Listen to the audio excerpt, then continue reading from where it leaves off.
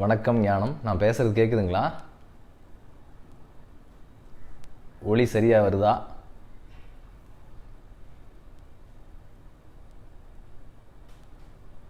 புருஷோத்தமன் வணக்கம். நவீத் வணக்கம். நான் பேசுறது கேட்குதுங்களா நவீத்? அருணகிரிநாதன் வணக்கம். ஐயா, எனது ஒளி நன்றாக கேட்கிறதா? ரமேஸ்வரன் வணக்கம். லதாமா வணக்கம். வணக்கம் சம்பத்குமார். கீதாம்மா வணக்கம். நான் பேசுறது கேட்குதா? கிளியர். Okay, thank you. ஓகே, வணக்கம் நவீத். எஸ், இன்னைக்கு நம்முடைய ஓம் பிரகாஷ் வணக்கம். இன்னைக்கு நம்முடைய தலைப்பு ஸ்ட்ரெஸ்ஸை என்ன பண்ணலாம் அப்படிங்கிறது தான். மன அழுத்தம் அப்படின்னு ஒன்று ரொம்ப வருடங்களாக புழக்கத்தில் இருக்குது இந்த வார்த்தை. இதை என்ன செய்யலாம், இதுதான் இன்றைய தலைப்பு. நிறையா பேர் இப்போ தான் லாகின் ஆகிட்டுருக்காங்க. அதனால் எடுப்புலேயே நம்ம தலைப்புக்குள்ளே போகலை. என்ன உங்ககிட்ட எல்லாம் கேட்டுக்கிறேன் அப்படின்னா, மன அழுத்தம் சம்பந்தமாக, உணர்வு வள மேலாண்மை சம்பந்தமாக உங்களுக்கு ஏதாவது கேள்விகள் இருந்தால் நீங்கள் தாராளமாக கேட்கலாம். இன்றைக்கி மன அழுத்தம் தான் முக்கியமான தலைப்பு, பேசப்பட வேண்டிய தலைப்பு, இன்றைக்கான தலைப்பு. அதனால் அது சம்பந்தமான கேள்விகள் எதாவது இருந்தால் எழுதி வச்சு நீங்கள் கேட்கலாம். கண்டிப்பாக பதிலளிக்கிறோம். லாக்டவுன் பீரியட் இன்னும் நீட்டிக்கப்பட்டிருக்கு.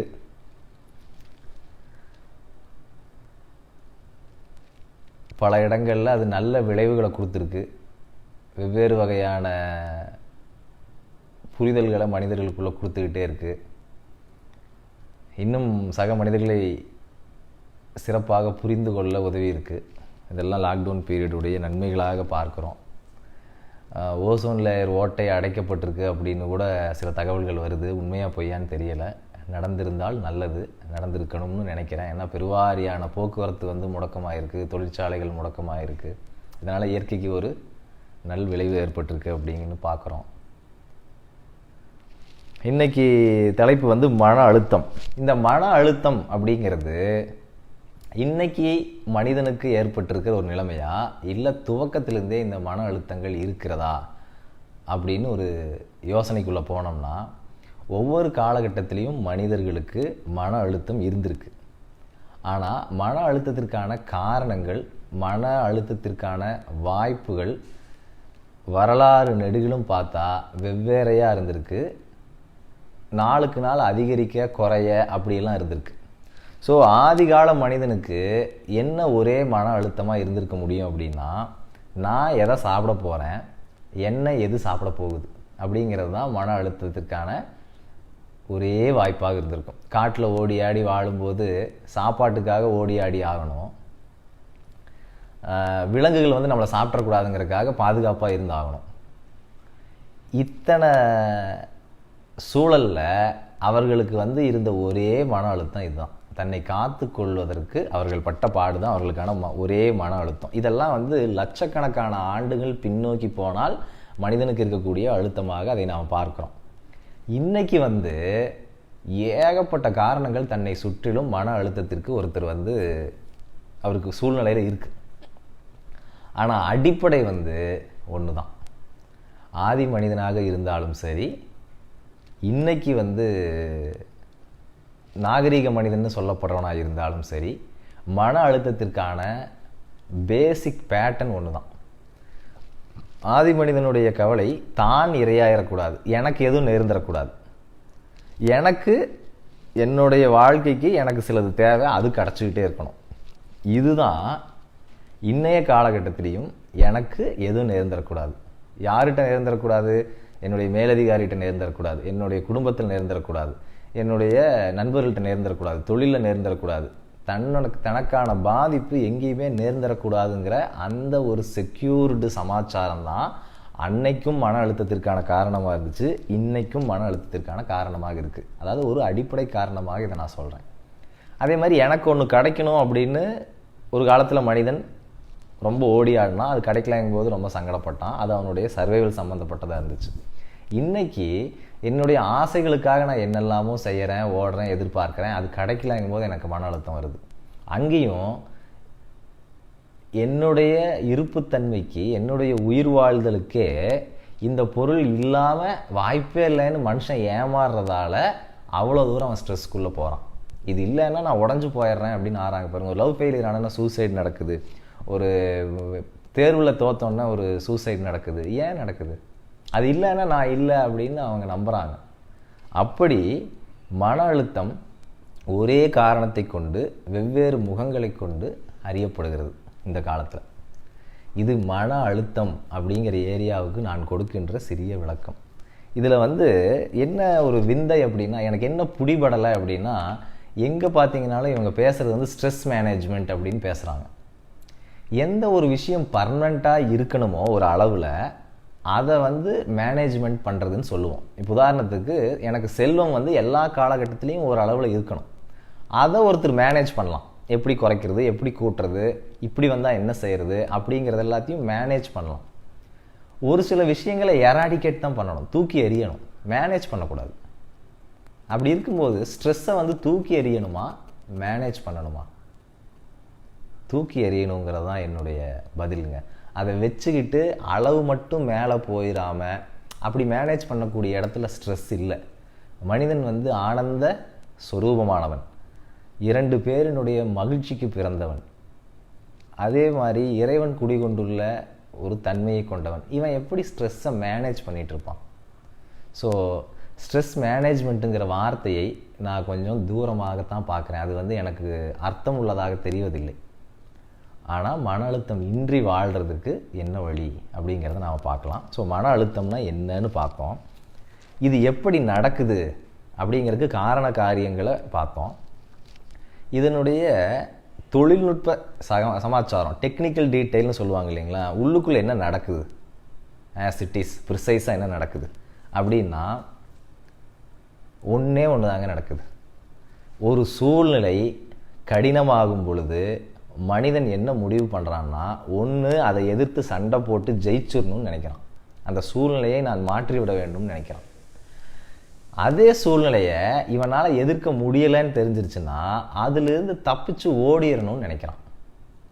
இதுக்கு எனக்கு சம்மந்தம் இல்லைப்பா, நான் வேற அப்படின்னு ஓடிடணும்னு நினைக்கிறான். ஸோ இதைத்தான் என்ன சொல்கிறாங்கன்னா ஃபைட் ஆர் ஃப்ளைட்னு சொல்கிறாங்க. ஒன்று நேர்கொண்டு சண்டை போட்டு அதை ஜெயிச்சு அந்த சைடு தாண்டிடுறது, இல்லை நாமளும் காணாமல் போயிடுறது.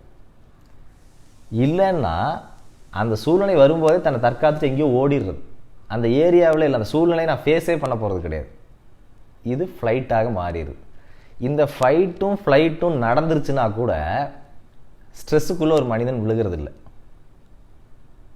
ஆனால் ஃபைட்டும் பண்ண முடியல, ஃப்ளைட்டும் பண்ண முடியல அப்படிங்கும்போது தான் ஸ்ட்ரெஸ் மவுண்ட்ஸ் அப், அப்படியே அழுத்தம் அதிகமாகுது. நீங்கள் உங்களுடைய சூழ்நிலையை உதாரணத்துக்கு எடுத்துக்கங்க. உங்கள் மேனேஜர் ஒரு கடினமான ஒரு செயலை கொடுக்குறாரு, இல்லை கடினமாக உங்களை திட்டுறாரு அப்படின்னா நம்மளால் சண்டையும் போட முடியல, சரிதான் போடான்னு ஓடியும் வர முடியல. இந்த சூழ்நிலையில் அப்படி யாரை லாக் பண்ணுறாங்களோ அவர்கள் அழுத்தத்துக்குள்ளே மாட்டிக்கிறாங்க. இந்த இடத்துல தான் ஸ்ட்ரெஸ் பில்ட் ஆகுது. உங்கள் உறவுகளுக்குள்ளே பாருங்கள். அப்பா ஒரு வார்த்தை சொல்கிறார், அவர் தவறாக சொல்லியிருக்கலாம், ஆனால் அப்பாவை எதிர்த்து நம்மளால் எதுவுமே பேச முடியல, சரிதான் போப்பான்னு சொல்லிட்டு போகவும் முடியல. அப்போது அங்கே ஏதோ பதில் கொடுக்க வேண்டிய ஏதோ ஒரு பொறுப்புக்குள்ளே நாம் ஆளாகும்போது கொஞ்சம் கொஞ்சமாக அது அப்படியே மவுண்ட் ஆகுது.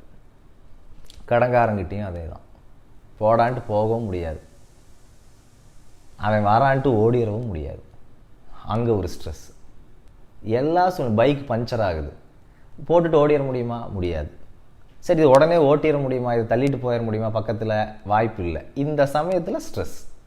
ஸோ ஸ்ட்ரெஸ் உருவாகுவதற்கான ஒரு அடிப்படை தன்மை என்னென்னா, நம்மால் மாற்ற முடியாத சூழ்நிலை, நம்மால் விடுபட முடியாத சூழ்நிலை. இந்த இறுக்கத்தில் தான் ஒரு மனிதன் மன அழுத்தத்திற்குள்ள உட்படுறான். இப்படி ஒரு சமாச்சாரத்தை ஏன் மேனேஜ் பண்ணணும்? விடுதலை அடையலாமே. அதற்கு தாங்க இன்னைக்கு சில தகவல்களை கொடுக்கலாம் அப்படின்னு. இந்த மன அழுத்தம் என்ன செய்கிறது ஒருத்தனை அப்படின்னா, மன அழுத்தம் 3 இடங்களில் ஏற்படுது. 3 இடங்களில் தன்னோட பாதிப்பை கொடுக்குது. முதல் உடலில், 2வது ஒருத்தருடைய ஆற்றலில், 3வது அவருடைய மனதில். உடலில் வந்து ஸ்ட்ரெஸ் உருவாகிறதும் ஸ்ட்ரெஸ் தன்னை காமிச்சுக்கிறதும் உடல் சோர்வை ஏற்படுத்தும். அப்படியே டயர்டாகவே உணர்வாங்க, உடல் அளவிலேயே சோக்கையாக இருப்பாங்க.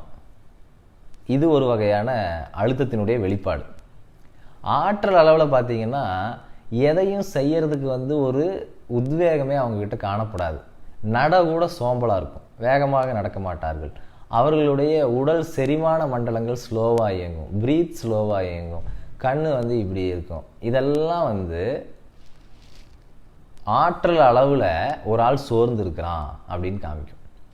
மனதளவில் ஒருத்தருக்கு அழுத்தம் அதிகமாக இருக்குது, ஆனால் மனதளவிலேயே தன்னுடைய தாக்கத்தையும் வச்சுருக்கு அப்படின்னா அவர்கள் எப்படி இருப்பார்கள்னா, எதுவுமே எனக்கு திங்க் பண்ண பிடிக்கல, என்கிட்ட எதுவுமே பேசாதீங்க, I cannot here any one. ஒரு கால்குலேஷனா, நோ ஐ எம் நாட். ஒரு டெசிஷன் மேக் பண்ணணுமா, நோ ஐ கேனாட். இப்படி மனதளவில் மனதினுடைய அழுத்தம் ஒரு வகையான தாக்கத்தை உற்பத்தி பண்ணியிருக்கும். ஆற்றல் அளவில் இந்த மன அழுத்தம் ஒரு வகையான தாக்கத்தை உண்டு பண்ணியிருக்கோம், உடல் அளவுலையும் உண்டு பண்ணியிருக்கோம். இந்த 3மே தவறு தான். எந்த ஒன்றிலையாச்சும் இருந்து இதை வந்து சரி பண்ணலாம், சரி கட்டலாம் அப்படின்னா கண்டிப்பாக கூடாது. உடல் அளவில் தாக்கத்தை ஏற்படுத்தி இருந்தால் அதற்கு சில உபாயங்கள். ஆற்றல் அளவில் மன அழுத்தம் ஒருத்தரை வந்து தொந்தரவுக்குள்ளே போட்டுருந்துச்சுன்னா அதற்கு ஒரு உபாயம். மனதளவில் மாட்டியிருந்தோம்னா அதற்கு ஒரு வழி. இந்த 3 வழிகள் தான் மன அழுத்தத்திலிருந்து மீள்வதற்கான வழிகள். பர்மனன்ட் சொல்யூஷன் தான் சொல்கிறோம். முதல் மன அழுத்தம்னா என்னன்னு பார்த்தோம். அது எப்படி மனிதர்களை பல லட்சம் வருடங்களாக பாதிச்சிருக்கு அப்படின்னு பார்த்தோம். மன அழுத்தம் நேர்றதுக்கு முன்னாடி என்ன நடக்குது அப்படிங்கிறத பார்த்தோம். ஃபைட் ஆர் ஃப்ளைட் பார்த்தோம். இப்போ என்ன பார்க்குறோம் அப்படின்னா, அது எங்கே பாதிப்பை ஏற்படுத்தி இருக்கிறது அப்படின்னு பார்க்குறோம். ஸோ உடல்னு பார்க்கும்போது உடல் செயல்பாட்டில் டல்லாக இருக்கும். மூச்சுன்னு பார்க்கும்போது ஆற்றல் குறைவில் எப்போ பார்த்தாலும் சோகையாக இருக்கிறதுல தன்னுடைய தாக்கத்தை ஏற்படுத்தியிருக்கும். மனதுன்னு பார்க்கும்போது மன அழுத்தம் மனதை வந்து ஒரு மாதிரி அன்ஃபோக்கஸ்டாக, சிந்தனைக்கு லாயக்கற்ற, தெளிவிற்கு லாயக்கற்ற ஒரு தன்மையில் மன அழுத்தம் மனதை மாற்றி வைத்திருக்கும். இது 3 clear indications for a stress attack. Right? இதுக்கு என்ன பண்ணலாம்? ஏன்னா 3 நிலையில் இருக்குங்கும்போது நாம் வந்து நம்மளுடைய இம்பேக்ட் எங்கே இருக்குன்னு தெரியாமல் வேற ஒரு இடத்துல ஒர்க் பண்ணிட்டு இருக்கக்கூடாது. உதாரணத்துக்கு ஒரு சிலர் கோவிலுக்கு போவாங்க, மன அழுத்தத்திலேருந்து விடுபெற கோயிலுக்கு போனால் நல்லா இருக்கும்னு போவாங்க. ஆனால் அவர்களுக்கு அதனுடைய தாக்கம் வேறு இடத்துல இருக்கலாம். கோயிலுக்கு போனதுனால கொஞ்சோண்டு நல்லது கிடைக்கும், ஆனால் ஃபுல் நல்லது கிடைக்குமா அப்படின்னா அந்த மாதிரியான பாதிப்பு தன்மையில் இருப்பவர்களுக்கு கேள்விக்குறி. இப்போது இசை கேட்கலாம் அப்படின்னு சிலர் முடிவெடுப்பாங்க ஸ்ட்ரெஸ்லேருந்து வெளிவரக்கு. நல்ல வழி தான், ஆனால் எனக்கான வழி அதுவா? ஏன்னா என்னுடைய தாக்கம் கிடைச்ச இடம் வந்து அதுவா அப்படின்னு நாம் ஆராய வேண்டியிருக்கு. ஸோ இந்த 3ஐயும் கலந்து என்னென்ன செஞ்சால் இம்மிடியேட்டாக ஒருத்தருக்கு நல்லது நடக்கும் அப்படிங்கிறத மட்டும்தான் பார்க்க போகிறோம். நிறைய வழிகள் இருக்குது, ஒரு 1000 வழிகளை சொல்லலாம் மன அழுத்தத்திலேருந்து விடை பெற. ஆனால் எனக்கான வழி எது? அதுதான் ப்ரொஃபவுண்ட் கொஸ்டின். சரி, இப்போ 3 இடங்களில் பாதிப்பை ஏற்படுத்துது அப்படிங்கிறத பார்த்துட்டோம். ஒன்று உடல், இன்னொன்று ஆற்றல், இன்னொன்று மனம். உடல்லிருந்து என்னுடைய ஸ்ட்ரெஸ்ஸை வந்து வெளியேற்றணும் அப்படின்னா உடல் வந்து ஒரு இடத்துல தேங்கி இல்லாமல் இயங்க ஆரம்பிக்கணும். இதுதான் வழி. ஆடுதல், ஓடுதல், நடத்தல், மைல்டு ஜாகிங், உடற்பயிற்சி, உடலை வச்சு நீங்கள் செய்கிற எல்லாம், இப்போ ட்ரெக்கிங் போகிறீங்க, எதுவாக வேணால் இருக்கலாம், உடல் இன்வால்வ் ஆகிருக்கணும் அந்த வேலையில். இதை செஞ்சால் உடல் தன்னுடைய மன அழுத்தத்தின் தாக்கத்திலிருந்து உடனடியாக வெளியேறிடும். இவ்வளோதான் சிம்பிள் வழி. இதுக்கு வந்து யாரும் எதையும் சொல்லிக் கொடுக்க தேவையில்லை. ஆனால் இந்த உடலில் சிக்கல் ஏற்பட்டிருக்கிற நபர்கள் மனசை வந்து டைவர்ட் பண்ணுறதுக்காக கோயிலோ சினிமாவோ டிவி பின்னாடியோ போனாங்கன்னா பலன் கிடைக்காது.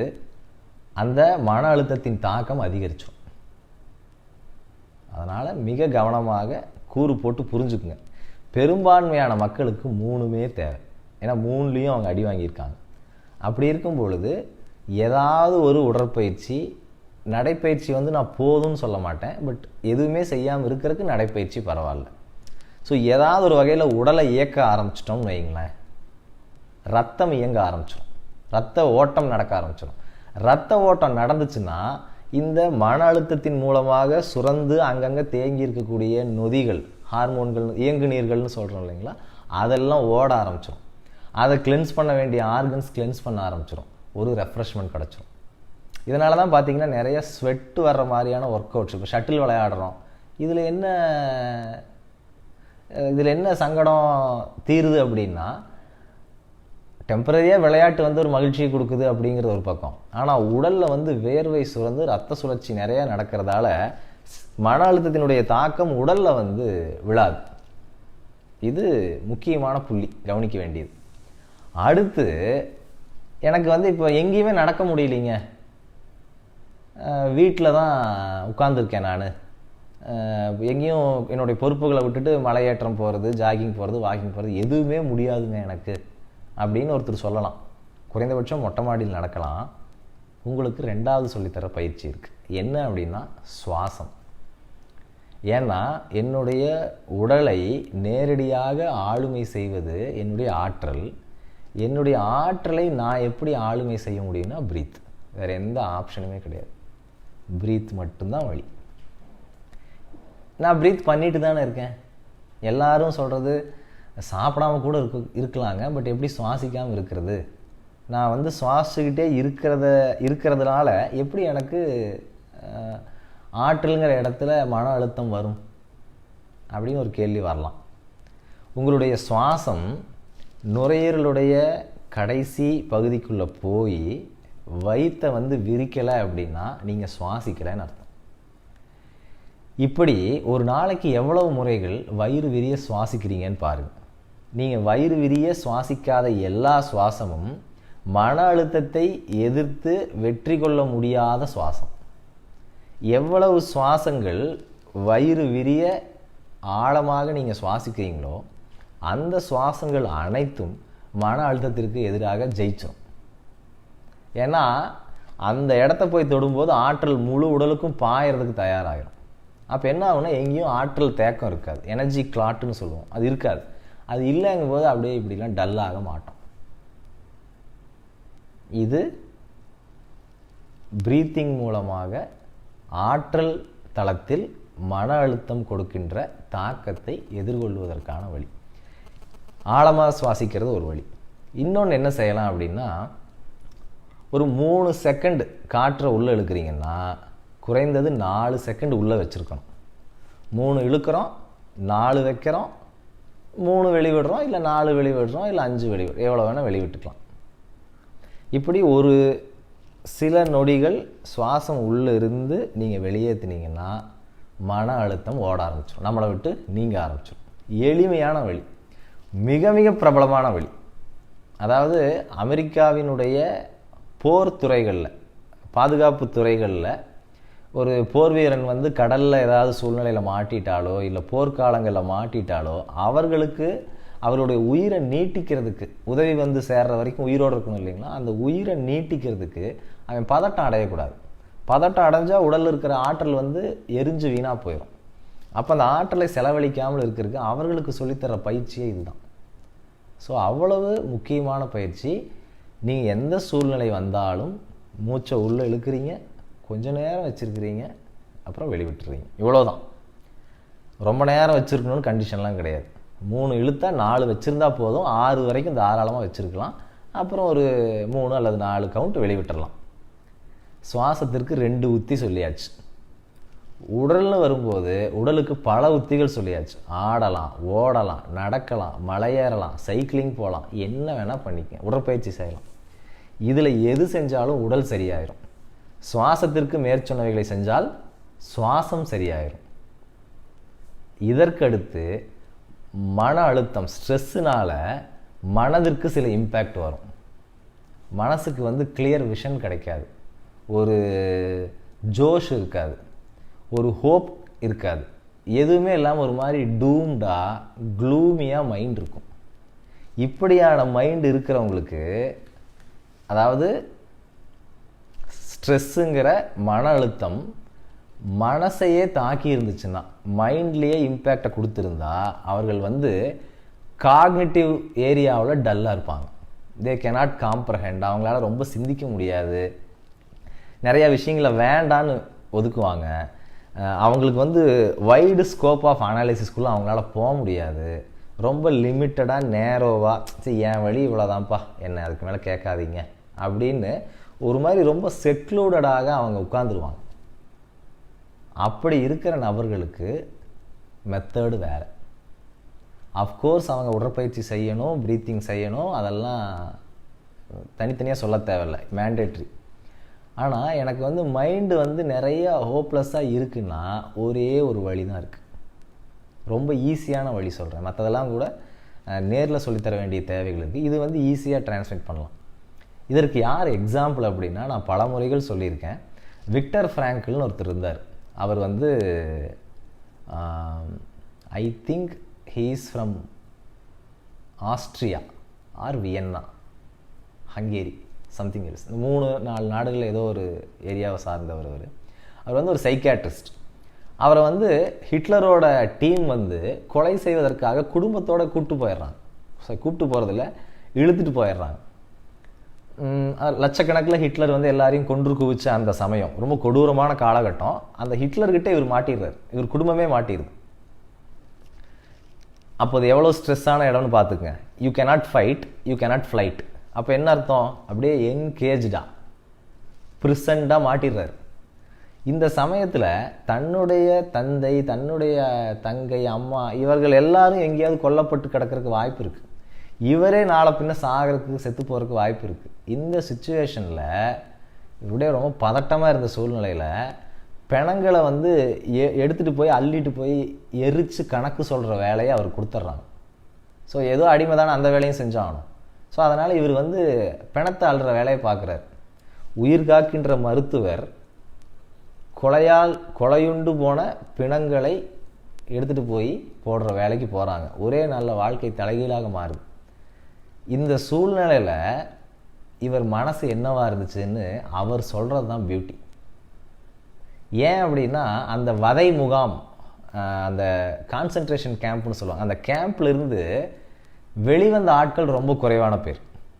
ஹிட்லர்கிட்டருந்து தப்பிச்சு உயிரோடு வெளிவந்த ஆட்கள் மிக குறைவான பேர். அதில் இந்த விக்டர் ஃப்ராங்க்லுங்கிறவரும் ஒருத்தர். அவர் வந்து பின்னாளில் எழுதுகிறார். என்ன எழுதுகிறாருன்னா, நான் வந்து அவ்வளவு ஒரு கடினமான சூழலில் இருந்தேன்.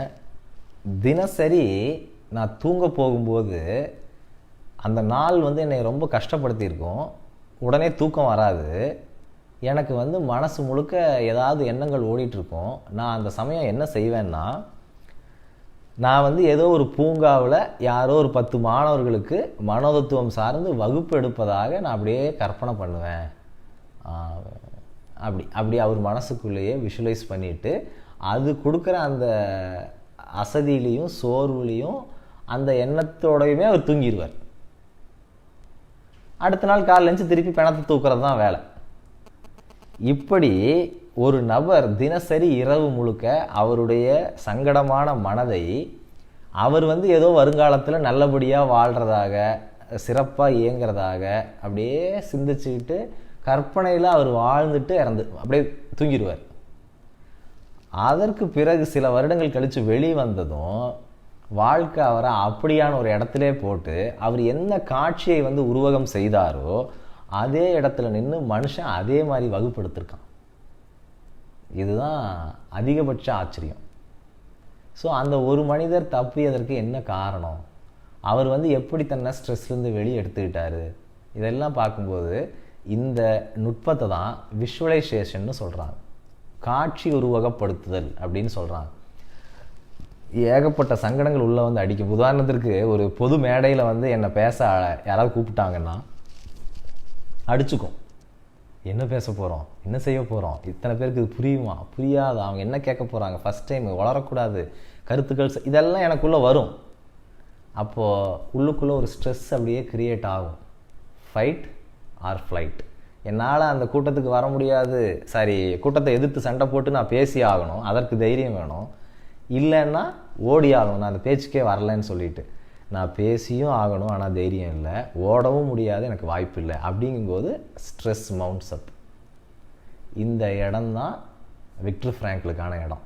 அப்போது நான் இங்கே உட்காந்து நான் போய் மேடையில் பேசுவதாக, சரியான கருத்துக்களை சொல்வதாக, மக்கள் நல்லா ரிசீவ் பண்ணுற மாதிரி, நல்லா ரெசிப்ரோகேட் பண்ணுற மாதிரி, எல்லாரும் கைதட்டுற மாதிரி, இதெல்லாம் நான் உட்காந்து பாவனை செய்யலாம். இதுதான் ஸ்ட்ரெஸ்ஸுலேருந்து என்னை வெளியேற்றுறதுக்கான வழி. ஏன்னா மனசு ஸ்ட்ரெஸ் சமயத்தில் எப்படி இருக்குன்னா, நெகட்டிவான இம்ப்ரிண்ட்ஸுக்குள்ள நெகட்டிவான இம்பேக்ட்ஸை வச்சுக்கிட்டு இட் வில் ரன். எப்படி இருந்தாலும் அந்த மைண்டு ஏதோ ஒன்றைத்தான் விஷுவலைஸ் பண்ண போகுது. அது ஏன் பாசிட்டிவானதாக இருக்கக்கூடாது, ஒரு நிறைவு தரக்கூடியதாக ஏன் இருக்கக்கூடாது? அப்படிங்கும்போது உங்களுடைய கட்டுப்பாட்டில் அதை எடுத்துக்கிட்டிங்கன்னா you can very well visualise that you are doing so good. ரொம்ப அழகாக கூலாக எல்லாத்தையும் செஞ்சு முடிக்கிறதாக நீங்கள் விஷுவலைஸ் பண்ண முடியும். இதை செய்தாலும் மன அழுத்தம் மனதில் தாக்கத்தை ஏற்படுத்தாது. இந்த 3 தாங்க இன்றைக்கி நான் பேச நினச்சது. ஸோ என்னுடைய மன அழுத்தம், அதாவது என்னால் ஃபைட் பண்ண முடியல, ஃப்ளைட் பண்ண முடியலங்கிற அந்த இறுக்கம் உடலில் கஷ்டத்தை ஏற்படுத்தும், என்னுடைய எனர்ஜியில் கஷ்டத்தை ஏற்படுத்தும், என்னுடைய மைண்டில் கஷ்டத்தை ஏற்படுத்தும். ஸோ ஒவ்வொரு இடத்துலையும் ஒவ்வொரு மாதிரி வெளிப்படும். அதை தான் சித்திரன் கேட்டிருக்கார், how to identify in which mind, body or energy the stress has impacted. இது எப்படி கண்டுபிடிக்க முடியும் அப்படின்னு கேட்குறாரு. ஐயா, உங்கள் உடல் எப்போ பார்த்தாலும் சோர்வாக இருந்து சாப்பாடு கேட்டு, இல்லை எனக்கு எனர்ஜியே இல்லை, நான் வீக்காக ஃபீல் பண்ணுறேன் ஃபிசிக்கலாக அப்படின்னு நீங்கள் உடலில் நினச்சிங்கன்னா, உடலினுடைய இயக்கங்கள், உதாரணத்துக்கு மோஷன் போகிறது சரியில்லை, பிபி மோசமாக இருக்குது, வயிறில் புண்ணு, இந்த மாதிரி ஃபிசிக்கல் சிம்டம்ஸ் ப்ரெசண்ட்டாக இருந்தால் the stress affected the physique. சிலருக்குலாம் பார்த்திங்கன்னா உடம்பு இறுக்கமாக இருக்கும், சின்ன வயசாக இருக்கும், ஆனால் உடம்பு டைட்டன் ஆகிருக்கும். அது ஏன் அவ்வளவு ரஃப்பாக இருக்காங்க, அவ்வளவு ஸ்டிஃபாக இருக்குது ஸ்கின்னு, ஷோல்டர்லாம் ரொம்ப ஸ்டிஃபாக இருக்கும் இந்த ஸ்ட்ரெஸ்ஸை வாங்கின ஆட்களுக்கு. இந்த நபர்கள் எல்லாம் physically they are experiencing the stress. இது ரொம்ப தப்புன்னு பார்க்குறேன் நான். அப்புறம் என்னோடய எனர்ஜியில் இம்பேக்ட் பண்ணியிருந்தா எனக்கு டயர்ட்னஸாக இருக்கும். எப்படின்னா ஓடி ஆடி போகிறதுக்கு மனசு வராது, நான் வீக்கராக ஃபீல் பண்ணுவேன். அதாவது கையெல்லாம் வீக்காக இருக்குது, எனக்கு எனர்ஜியே இல்லை, என்னால் ஓட முடியாது, என்னால் ரொம்ப நேரம் உங்களோடு நடந்து வர முடியாது அப்படின்னு வீக்கராக ஃபீல் பண்ணுவேன். இதுவும் ஃபிசிக்கலாக தான் தெரியும், பட் எனர்ஜெட்டிக்கலாகவும் வீக்காக இருக்கும். அது ஃபிசிக்கலாகவே தெரியும், டிசீஸாகவே தெரியும். இது வீக்காக இருக்கும், தூக்கம் வராது, தூங்குனா அடுத்த நாள் காலைல ஃப்ரெஷ்ஷாக இருக்காது. இதெல்லாம் எனர்ஜியினுடைய இம்பேக்ட், எனர்ஜி ஏரியாவில் இம்பேக்ட் ஆகிருக்கு. மைண்டில் அப்படி ஆயிருந்தா ஏற்கனவே சொன்ன மாதிரி டெசிஷன் மேக்கிங் வராது, நல்ல கற்பனை வராது, கால்குலேஷன் மோசமாக இருக்கும், எதையும் புதுசாக எனக்கு வேண்டாம் போ அப்படின்னு சொல்லி ஒரு அஜிடேட்டடாக மைண்டு நல்ல ஸ்பேஸும் ஸ்கோப்பும் இருக்கிற ஒரு என்டிட்டியாக இருக்காது. இதெல்லாம் ஸ்ட்ரெஸ்ஸு மைண்டையே அடிச்சிருக்குன்னு அர்த்தம். ஸோ இந்த 3 ஏரியாவில் அடிச்சிருக்கு. 3 வகையான சொல்யூஷன்ஸை பார்த்துருக்கோம் வித் ரிலவெண்ட் எக்ஸாம்பிள்ஸ். அப்புறம் அவங்க பிரார்த்தனா கேட்டிருந்தாங்க, can you guide about food also அப்படின்னு கேட்டிருக்காங்க. கடைசியில் பேசுவாங்கம்மா, நான் கொஞ்சம் நேரம் கழித்து ஃபுட்டை பற்றி பேசுவேன். இந்த 2 கேள்வி தான் வந்திருக்கு. ஸோ உங்களுக்கு ஒரு மன அழுத்தம் உண்டு ஆன பிறகு உடம்பால் எப்படி சரி செய்யலாம், ஆற்றலால் எப்படி சரி செய்யலாம், மனதால் எப்படி சரி செய்யலாம்னு சொல்லியிருக்கு. இதில் ஏதும் சந்தேகங்கள் இருந்தால் சொல்லுங்கள். ஞானம் கேட்டிருக்காங்க, how to over come the stress that affects the sleep sometimes causing insomnia. இதில் 2 அஃபெக்ட் ஆகிருக்குங்கம்மா, எனர்ஜியும் அஃபெக்ட் ஆகிருக்கும், மைண்டும் அஃபெக்ட் ஆகிருக்கும். இது 2க்கும் என்ன செய்யலாம்னா உங்களுக்கு நான் சொன்னதே தான். ரொம்ப பேசிக்கான ஐடியா கேட்டிங்கன்னா நான் சொன்னது தான்.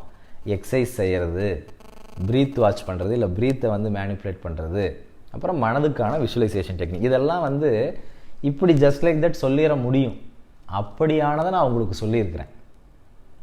இது எனக்கு கை கொடுக்கல அப்படின்னா உங்களுக்கு இன்னும் சிஸ்டமேட்டிக்கான புரோட்டோகால் படி நீங்கள் செய்ய வேண்டிய ப்ராசஸ்கள் இருக்குது. சில நேரங்களில் இன்டெலிஜென்ஸே தப்பாக இருக்கும், நாம் ஒரு விஷயத்தை பார்க்குறதே தப்பாக இருக்கும்.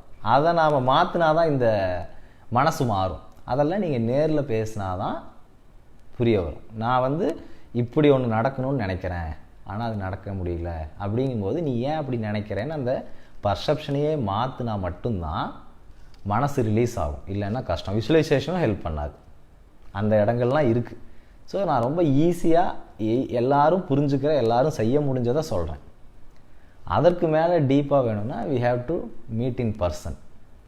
சந்தோஷ்குமார் கேட்டிருக்காரு, ஆனால் 3மே இருந்தால் அப்படின்னு கேட்டிருக்காங்க. 3மே இருந்தால் 3ஐயும் செய்யணுங்கய்யா, இதுதான் வழி, வேறு எந்த வழியும் இல்லை. இதில் நீங்கள் விளையாட்டெல்லாம் சேர்க்கலாம் தாராளமாக. கால்பந்து விளையாடுறீங்க, இல்லை வாலிபால் விளையாடுறீங்க, அந்த மாதிரி ஏதாவது ஒன்று அதை சேர்த்துக்குங்க. சித்ரன் நன்றி. கிருத்திகா பிரசாத் நமஸ்காரம். நமஸ்காரம்மா. What's your view on purpose of creation when it will be obviously destructed? Stress பற்றி பேசிகிட்டு இருக்கோங்கம்மா. நீங்கள் இந்த கேள்வி கேட்டிருக்கீங்க. இருந்தாலும் ஓகே, நீங்கள் கேட்டது தவறு கிடையாது. நம்ம பேசுகிற தலைப்பு கீழே இல்லையேன்னு பார்த்தேன், அவ்வளோதான்.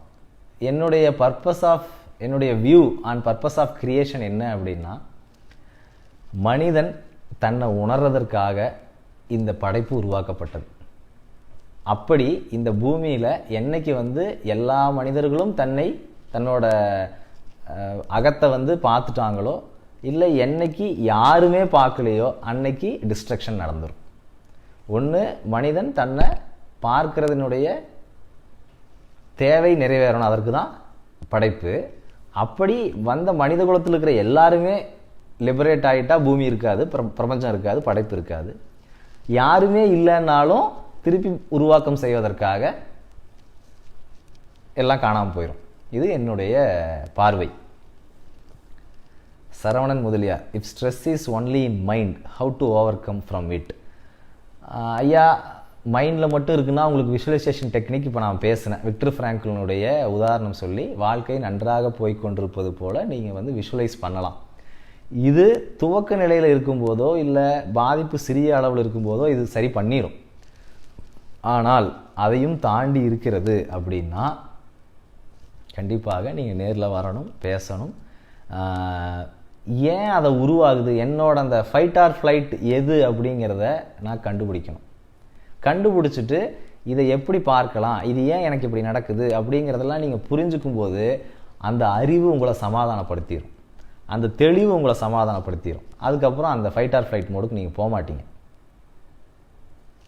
நல்லது, நன்றி. வேறு ஏதாவது கேள்வி இருக்குங்களா? இப்போது அடுத்து முக்கியமான இடத்துக்கு வரோம். Sorry for the off topic. பரவாயில்லைங்கம்மா, அதனால் என்ன, கேட்கலாம். இது ஒரு வாய்ப்பை பயன்படுத்தி எனக்கும் இதை சொல்கிறதுக்கு ஒரு ஆப்ஷன் கிடச்சிது. சரி, இந்த ஸ்ட்ரெஸ்ஸுக்குள்ளே யார் விழுவா?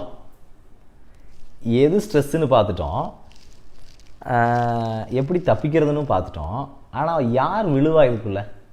நீங்கள் ஈஸியாக ஒரு ஆளை பார்த்தா கண்டுபிடிச்சிடலாம், நம்மளையும் கண்டுபிடிச்சிடலாம். இன்றைக்கி நான் ஸ்ட்ரெஸ் இல்லாத மாதிரி என்னுடைய தோற்றம் இருக்கலாம், ஆனால் எதெல்லாம் நிகழ்ந்தால் நானும் அதற்குள்ளே விழுந்துட முடியும் அப்படின்னு ஒரு இடம் இருக்குது, வாய்ப்பு இருக்கிற இடங்கள் இருக்குது.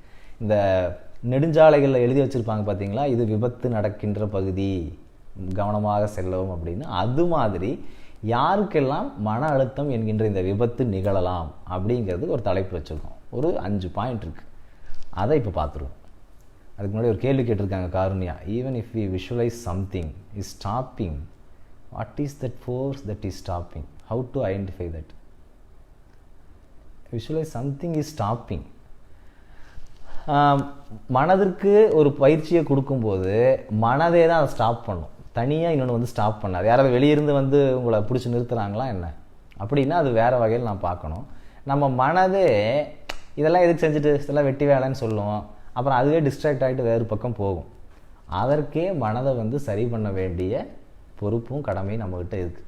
அதை செய்யும்போது ஒரு 15 நிமிஷம் ஒரு நாளைக்கு நீங்கள் செலவிட்டீங்கன்னா, அதுவும் இரவு தூங்க போகும்போது தான், ஆழ் மனதுக்குள்ளே நாம் போகும்போது தான் அதை செய்யணும். செஞ்சிங்கன்னா மிக சிறப்பானதொரு பலன் கிடைக்கும். நிறைய பேர் நடுவில் வணக்கம் சொல்லியிருக்கீங்க, நான் பேசிட்டு இருந்ததால் வணக்கம் சொல்லலை. வணக்கம் எல்லோருக்கும். ஞானம் திரும்பவும் கேட்டிருக்காங்க, is there any difference between both genders, male and female, stress eradication as they perceive the stress differently? Yes, ஆமாங்கம்மா, கண்டிப்பாக. பெண்கள் பொதுவாக இன்ட்ரோவர்ட் இன் ஜென்ரல். பெண்மை அப்படி தான் எடுத்துக்கிறேன், நான் பெண்ணுன்னு எடுக்கலை. when I say பெண், ஐ மீன் பெண்மை. ஃபெமினைனை நான் மீன் பண்ணுறேன் ஒழிய பெண்ணை மீன் பண்ணலை. ஸோ பெண்மை பொதுவாக உள்ள வாங்கக்கூடியது, கீழே இருக்கக்கூடியது, பூமி மாதிரி. கீழேன்னா வேல்யூவில் லோனு தயவு செஞ்சு எடுத்துடாதீங்க. கீழே பூமி மாதிரி, ரிசப்டிவ். இதெல்லாம் மேஸ்குலைன்கிறது எல்லாத்தையும் வெளியே தள்ளுறது, வாரி இறைக்கிறது, வீசுறது மேலே. அப்படிங்கும்போது வாங்கிக்கிற ஆளுக்கு தான், அந்த இம்பேக்டை வாங்கிக்கிற ஆளுக்கு தான் ஸ்ட்ரெஸ்ஸு. தூக்கி எறிகிற ஆளுக்கு ஸ்ட்ரெஸ் கிடையாது.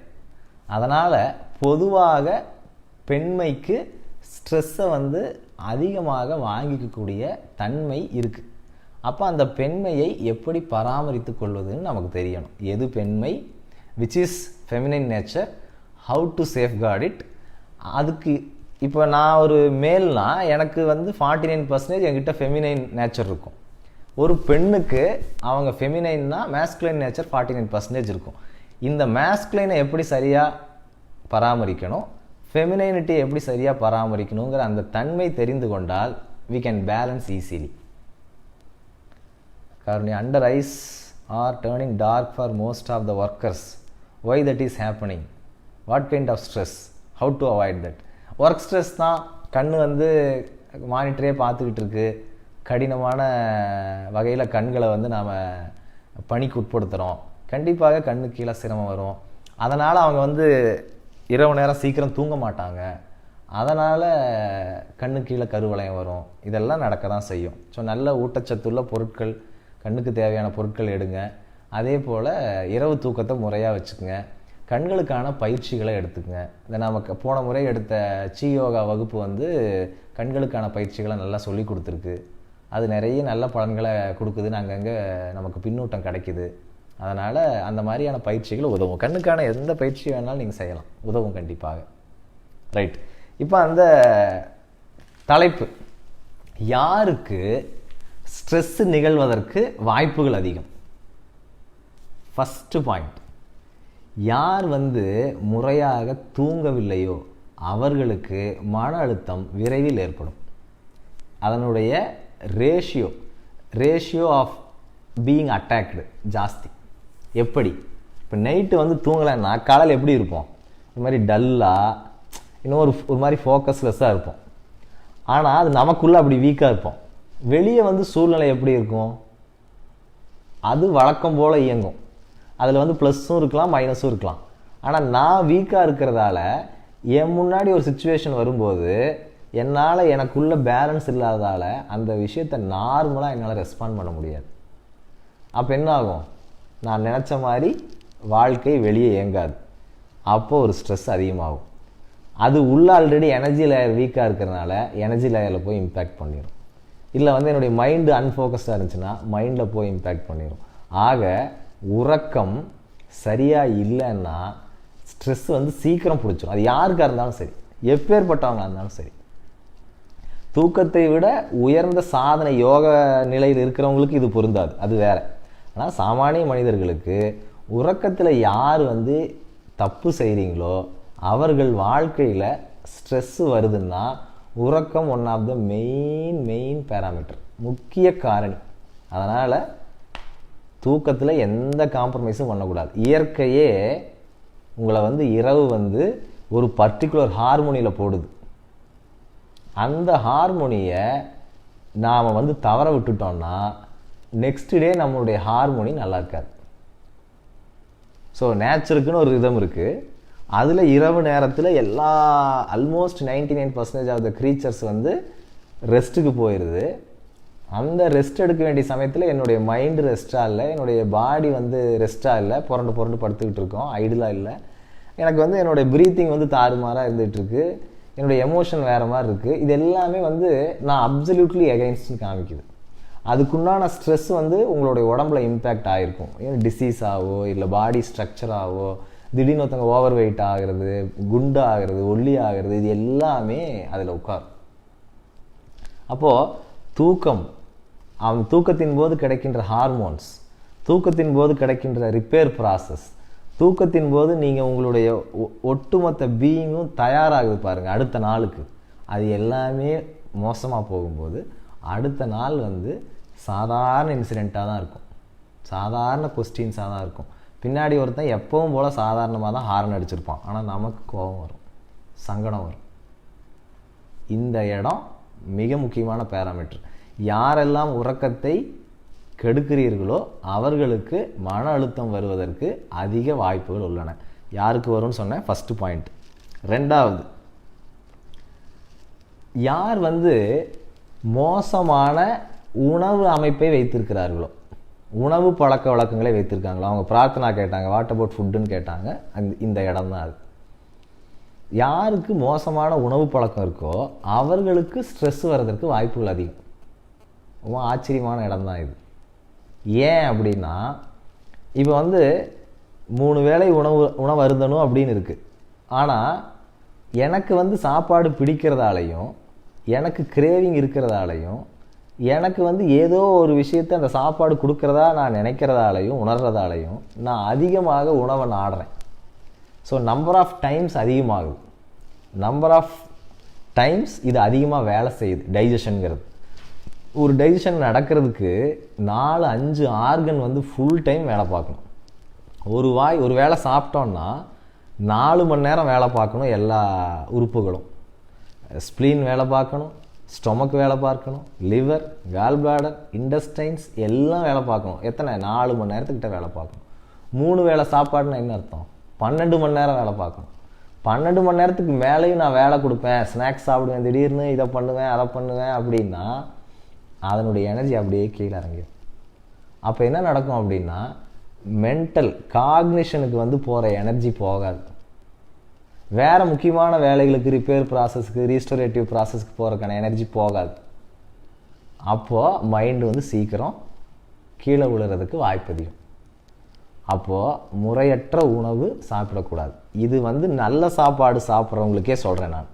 நல்ல சாப்பாடுன்னா அந்த ஆர்கானிக்லாம் சொல்கிறாங்க பாருங்கள், அந்த மாதிரி விஷக்கலப்பு இல்லாமல் கைக்குத்தல் அரிசியாக இருந்து நல்லபடியாக சமைத்து நல்ல எண்ணெயில் சமைச்சு இதெல்லாம் வச்சுருக்கிற ஆட்களுக்கே இந்த உணவில் நாம் வந்து தவறிழைக்கும் பொழுது மனம் அதனுடைய பொலிவை இழக்க ஆரம்பிச்சிடும்.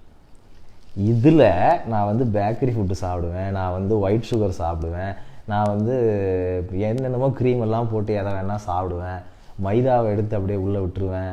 இந்த மாதிரி ராங் ஃபுட் ஹேபிட்ஸ் இருக்கும்போது அதை வந்து செக்ரேட் பண்ணி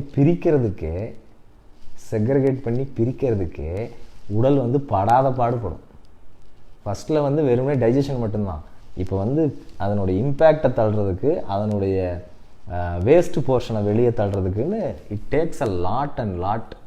அப்போ என்ன ஆகும் அப்படின்னா, எனர்ஜி எல்லாம் பாடிக்கே செலவாச்சு அப்படின்னா இங்கே போகாது. இங்கே என்ன நான் புத்திக்கு சொல்கிறேன், போகாது.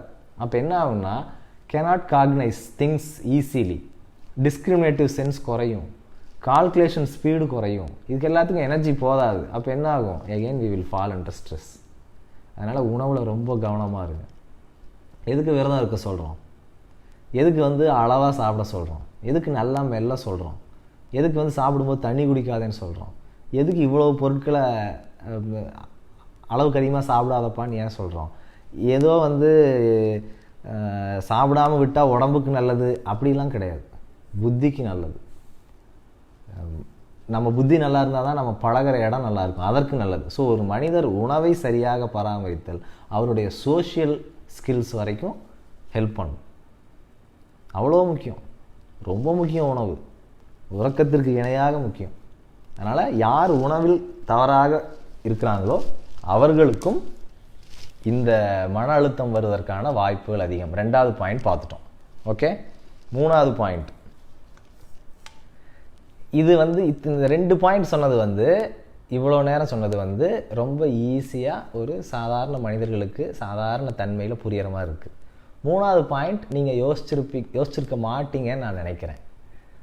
என்ன அந்த பாயிண்ட்னா, யாருக்கு வாழ்க்கையில் உயர்ந்த லட்சியங்கள் இல்லையோ அவர்களுக்கு ஸ்ட்ரெஸ் வரும். சரி, எது உயர்ந்த லட்சியம்? அப்படி ஒரு கேள்வி வரும் இல்லைங்களா, எது உயர்ந்த லட்சியம்? ஏன்னா ஒவ்வொருத்தருக்கும் ஒவ்வொரு லட்சியம் இருக்கலாம். ஹையர் கோல்ஸ் அப்படின்னு சொல்லுவோம். இப்போது ஒரு ஒரு ஏழை இருக்கிறார், அவருக்கு வந்து லட்சக்கணக்கில் சம்பாதிக்கணும் அப்படின்னு ஒரு லட்சியம் இருக்குன்னு வைங்க. இது உயர்ந்த லட்சியமா அப்படின்னு நம்ம கேள்வி வரும். அவருக்கு அது தேவை, அவர் சம்பாதிக்கணும், அதெல்லாம் வேறு. ஆனால் இதுவே ஸ்ட்ரெஸ்ஸை கொடுக்கும்.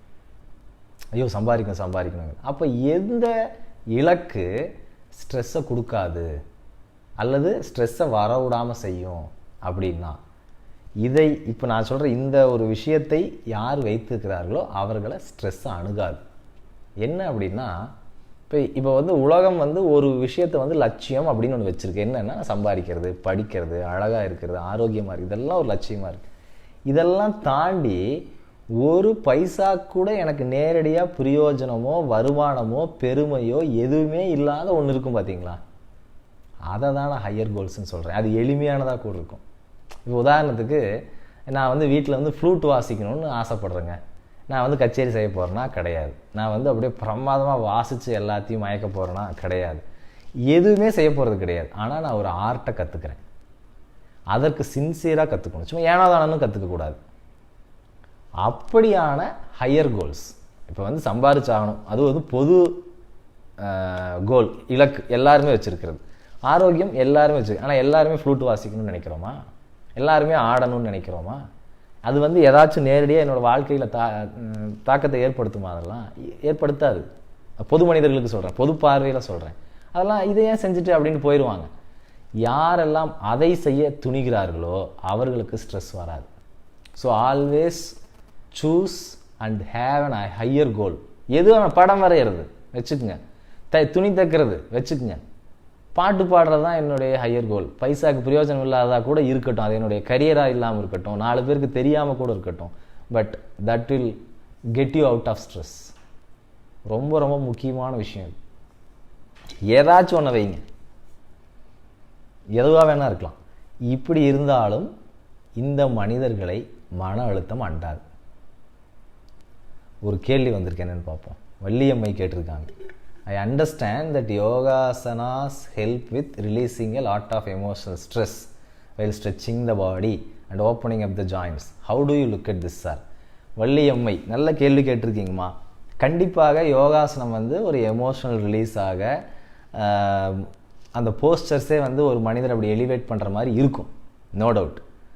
ஆனால் ஒரு மனிதர் தொடர்ந்து ஸ்ட்ரெஸ்ஸை உருவாக்குற புத்தியை வச்சுருந்தார்னா எவ்வளோ நாள் அவர் எக்ஸசைஸ் பண்ணிகிட்டே இருப்பார். இப்போ காலையில் 1 மணி நேரம் எக்ஸசைஸ் பண்ணுறாரு, ஸ்ட்ரெஸ் எல்லாம் ரிலீவ் ஆயிடுது. ஆஃபீஸுக்கு போகிறார், உடனே ஸ்ட்ரெஸ் வந்துடுது. என்ன பண்ணலாம்? அங்கே உட்காந்து ஆசனம் பண்ண முடியுமா?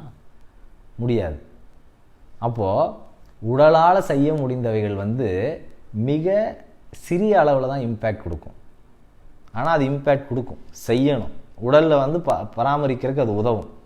ஆனால் இந்த ஸ்ட்ரெஸ்ஸை, மன அழுத்தத்தை உருவாக்குகின்ற மன அமைப்புன்னு ஒன்று இருக்குது பார்த்தீங்களா, நம்ம பார்வைகள், நம்ம கருத்துகள், நம்ம கண்ணோட்டங்கள், இந்த ஏரியாவையே ஷிஃப்ட் பண்ணணும். அதனால தான் பதஞ்சலி ஆசனங்களுக்கு முன்பு ஏம நியமத்தை வைக்கிறார்.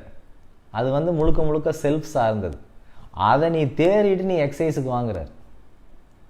அப்போது ஆசனங்களுக்கு முன்னாடி நாம் செய்ய வேண்டிய, புரிஞ்சுக்க வேண்டிய விஷயங்கள் உள்ளன. அது மனம் சார்ந்து, பார்வை சார்ந்து, கண்ணோட்டம் சார்ந்து இருக்கின்றது. அவ்வளோதாங்கம்மா என் பார்வை. நன்றி. 4வது பாயிண்ட், யாருக்கு வந்து ஸ்ட்ரெஸ் வராது? ஓகே, அப்படியே பார்த்தது வந்து யாருக்கு ஸ்ட்ரெஸ் வராதுன்னு பார்த்தோம். அதாவது யாரெல்லாம் வாழ்க்கையில் உயர்ந்த இலக்குகளை வைத்திருக்கிறார்களோ. உயர்ந்த இலக்குன்னா இந்த சமூகம் சொல்லுகின்ற உயர்ந்த இலக்குகள் அல்ல. நீ வந்து அங்கே இருக்கணும், இங்கே இருக்கணும், அதெல்லாம் இல்லை, அது ஸ்ட்ரெஸ்ஸை கொடுக்கும். நான் சொல்லுகின்ற உயர்ந்த இலக்கு என்பது எளிய சமாச்சாரங்கள். ஏதாவது ஒன்று வைக்கணும். ஒரு கண்ணுக்குட்டியை வளர்த்திட்டு வாங்க, ஒரு மாடு வளர்த்திட்டு வாங்க, அதனால் எந்த பலனும் இல்லாட்டியும் பரவாயில்ல, அது உங்களை ஸ்ட்ரெஸ்லேருந்து வெளியே தூக்கிட்டு வந்துடும். பல பேரை தூக்கிட்டு வந்திருக்கு. அந்த மாதிரியான செய்திகளை சொல்கிறேன் நான். அடுத்து வந்து இந்த தன்மையில் ஒருத்தர் இருந்தார்னா அவர் ஸ்ட்ரெஸ்ஸுக்குள்ளே விழுவார். அது என்ன தன்மைன்னா, ஒரு நபர் தன்னுடைய நல்லதையும் கெட்டதையும் இன்னொருத்தரை சார்ந்து அனுபவித்து கொண்டிருந்தால் அவர் மன அழுத்தத்திற்கு உட்படுவார்.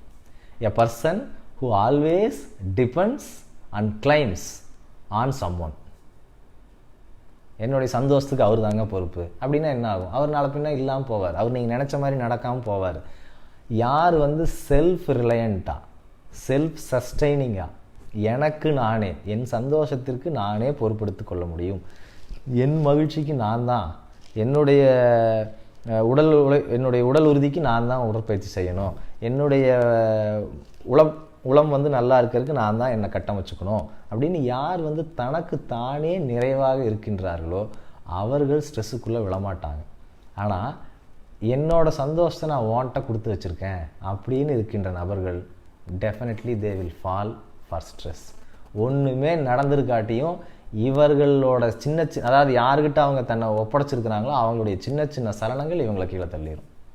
ஏன்னா அந்த கயிறு இருக்க கட்டியிருக்கு, நான் இப்படி நகர்ந்தால் அவங்க அப்படி விடுவாங்க. அப்போ என்ன ஆகும்? எதிராளிக்கும் ஸ்ட்ரெஸ்ஸு, தனக்கும் ஸ்ட்ரெஸ்ஸு. இந்த இடம் மிக மிக முக்கியமாக புரிஞ்சுக்குவேன். பெற்றோர்கள் நிறையா புரிஞ்சுக்கேன். குழந்தைனால தான் எனக்கு ஸ்ட்ரெஸ்ஸுன்னு சொல்லும்போது இதை புரிஞ்சுக்குவேன். குழந்தைகளை பாருங்கள், வந்து எனக்கு வந்து ஸ்கூல்னால தான் ஸ்ட்ரெஸ்ஸு இந்த மாதிரியெல்லாம் சொல்லும் பொழுது அஃப்கோர்ஸ் அது பெரிய சப்ஜெக்ட், ஸ்கூலில் என்ன நடக்குது அதெல்லாம் நாம் இன்னொரு நாள் பேசுவோம். ஆனால் பொதுப்படையான புரிதலுக்கு என்னுடைய நல்லவைகளுக்கு நான் என்னை சார்ந்திராமல் பிறரை சார்ந்திருந்தால் ஸ்ட்ரெஸ்ஸிலேருந்து தப்பிக்கவே முடியாது. கிளியராக புரிந்து கொள்ளுங்கள். 4 பாயிண்ட் பார்த்தாச்சு.